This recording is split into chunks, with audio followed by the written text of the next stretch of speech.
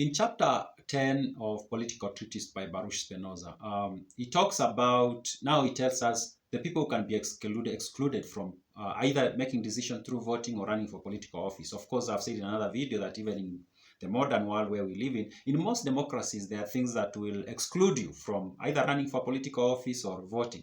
And one of those is you are, let me just say what he says. He uses this paragraph, he says, wherein all without exception. So he's trying to describe the person who is, number one, allowed to vote in a democracy, number two, allowed to run for a political office. So bear that in mind.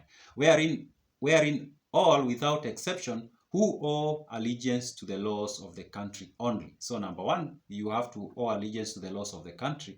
And that is meant to exclude foreigners who are treated as being under another dominion. Like there are people who will be in a country, but they still hold allegiance to another country. So according to Baruch, those ones can be excluded from participating in the democratic processes, in particular voting and also running for political office. And he says, and are further independent. So for you to be allowed to vote or to run for political office, besides owing allegiance to the laws of the country, you also have to be independent. And now this independent means that, and this is where Baruch starts becoming very controversial, especially when you consider where we are in today's society. He says that should exclude women and slaves and children.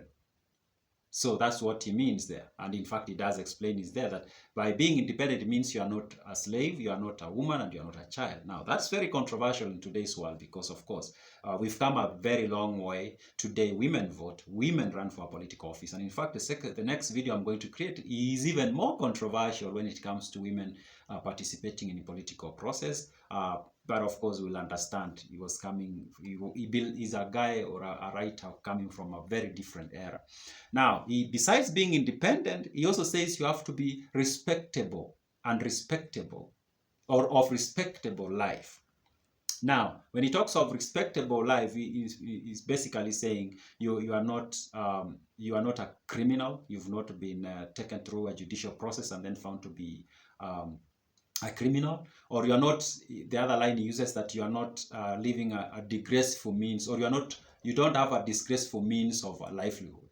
So that's how Baruch defines who should be allowed to participate in a political process. That means you have to hold allegiance to the laws of the country, meaning you are a citizen. You have to be dependent, which means you're not a slave or a woman or a child, which is very controversial, as I've said. And you have to lead a respectable life, meaning you are not a criminal.